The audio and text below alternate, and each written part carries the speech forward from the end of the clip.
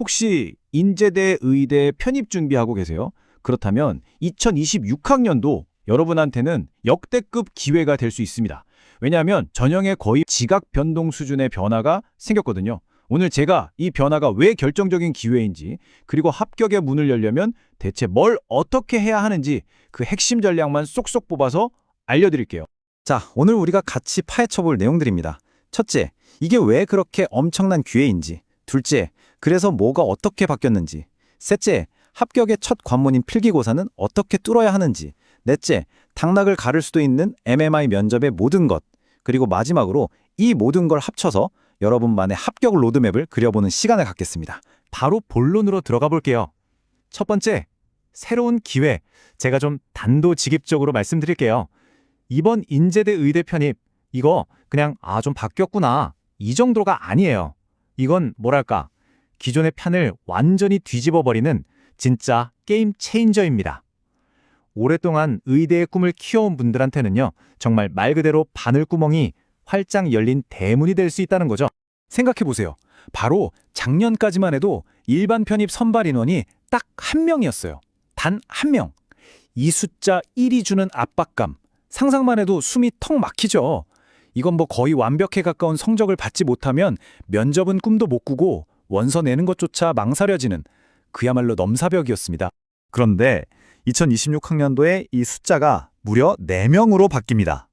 1명에서 4명, 자그마치 300%가 늘어난 거예요. 지금 이 그래프 보세요. 이 극적인 변화, 눈에 확 들어오시죠? 이제 이건 단순히 운이 좋아야 붙는 그런 시험이 아니라 정말 제대로 준비한 사람이 합격할 수 있는 예측 가능한 경쟁의 장이 열렸다고 볼 수 있는 겁니다. 그리고 이게 진짜 중요한 포인트입니다. 인제대는 1단계에서 최종 선발 인원의 5배수를 뽑거든요. 그러니까 4명을 뽑게 되면서 면접장에 들어갈 수 있는 인원이 기존 5명에서 무려 20명으로 늘어나는 거예요. 필기에서 혹시 몇 문제 실수했더라도 이 20명 안에만 들면 면접에서 충분히 나의 역량과 잠재력을 보여주면서 결과를 뒤집을 수 있는 그런 역전의 기회가 생긴 거죠. 그렇다면 구체적으로 어떤 규칙들이 바뀌었을까요? 두 번째 파트에서는 선발 일정과 평가 구조의 변화를 통해서 이 새로운 게임의 룰을 정확하게 한번 파악해 보겠습니다. 자, 이 표를 한번 보세요. 2026학년도 전형은 전체 일정이 눈에 띄게 앞당겨졌습니다. 모든 과정이 더 짧은 기간 안에 아주 압축적으로 진행된다는 건데, 이게 뭘 의미할까요? 이건 아주 중요한 신호예요. 미리 준비하지 않으면 그냥 뒤처진다는 명확한 메시지인 거죠. 특히 자기소개서 입력 마감 시점을 잘 보셔야 해요. 원서 접수랑 거의 동시에 마감되거든요. 이게 왜 문제냐면 한창 필기고사 마지막 총정리에 집중해야 할 바로 그 시기에 서류 작업으로 귀한 시간을 뺏길 수 있다는 거예요. 그래서 합격 전략의 첫 단추는 뭐냐? 12월 초까지 자기소개서를 사실상 끝내놓고 시험 당일까지 공부 흐름을 절대 깨지 않는 겁니다. 아시겠죠? 그리고 인제대 입시의 진짜 승부처가 바로 여기에 있습니다. 최종 합격자를 가릴 때 MMI 면접의 비중이 무려 40%입니다. 물론 1단계 성적이 중요하죠. 하지만 40%라는 이 막강한 면접 비중은요, 1단계의 점수 차이를 뒤집고도 남을 만큼 강력한 조커 카드나 마찬가지예요. 필기 점수가 조금 아쉽다고 해서 절대 포기하면 안 되는 이유가 바로 이겁니다. 이 모든 변화의 배경에는요, 인제대학교만의 아주 확고한 선발 철학이 깔려 있습니다. 과거의 학점이나 영어 점수 같은 스펙보다는 필기고사와 면접이라는 시험을 통해서 지원자의 현재 실력과 미래의 가능성을 직접 보겠다는 거예요. 그러니까 나는 스펙이 좀 부족한데, 이런 생각은 이제 접어두셔도 좋습니다. 지금부터 여러분이 어떻게 하느냐가 결과를 결정하는 겁니다. 자, 그럼 이제 합격으로 가는 첫 번째 관문이죠. 이 필기고사를 어떻게 정복해야 할지 구체적인 전략을 한번 살펴보겠습니다. 난이도는 물론 높지만 방향만 제대로 잡으면 충분히 해낼 수 있어요. 먼저 수학부터 볼게요. 다변수 미적분, 행렬, 벡터가 제외되고 일변수 미적분항만 출제됩니다. 범위가 줄었네? 공부할 양도 줄었겠다. 이렇게 생각하면 정말 큰 오산입니다. 오히려 그 반대예요. 출제 범위가 좁다는 건 각 개념의 가장 근본적인 원리까지 아주 깊고 철저하게 파고드는 문제가 나온다는 걸 의미하거든요. 생화학에서 고득점을 받는 열쇠는 뭘까요? 딱 한 단어, 바로 연결입니다. 지금 보시는 이 토픽들을 그냥 하나하나 따로 외우는 건 아무 의미가 없어요. 탄수화물, 지질, 단백질 대사가 서로 어떻게 영향을 주고받는지 그 전체적인 흐름 속에서 각 개념을 이해하고 설명할 수 있어야 합니다. 숲을 먼저 보고 그 다음에 나무를 파고드는 그런 학습이 꼭 필요합니다.